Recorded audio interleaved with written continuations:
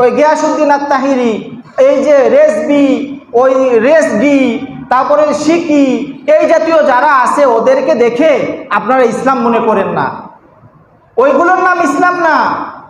যদি ওইগুলোর নাম ইসলাম থাকতো তো সাহাবায়ে কিরামরা, আলী রাদিয়াল্লাহু তাআলা আনহু এই কথা বলতেন না। তিনারা এই মিলাদুন নবীকে তিনারা কি করতেন? অনুকরণ করতেন। তিনারা এই কথা বলতে পারতেন না যে আমার জীবন থাকতে আমি মুহাম্মদুর রাসূলুল্লাহ রেখেছি আর আমি রাসূলুল্লাহ কেটে দিব, এটা আমার জীবন থাকতে এটা হতেই পারে না। আল্লাহ তাআলা এই একটা কথার কারণে আয়াত নাজিল করে দিলেন, মুহাম্মাদুর রাসূলুল্লাহ ওয়াল্লাযীনা মাআহু আশিদ্দাউ আলাল কুফফারি রুহামা।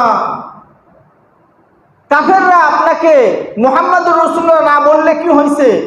আমি আল্লাহ আপনার নামকে কোরআনে এমন ভাবে সন্নিবেশিত করে দিলাম, কিয়ামত পর্যন্ত, এমনকি জান্নাতেও যখন মানুষ থাকবে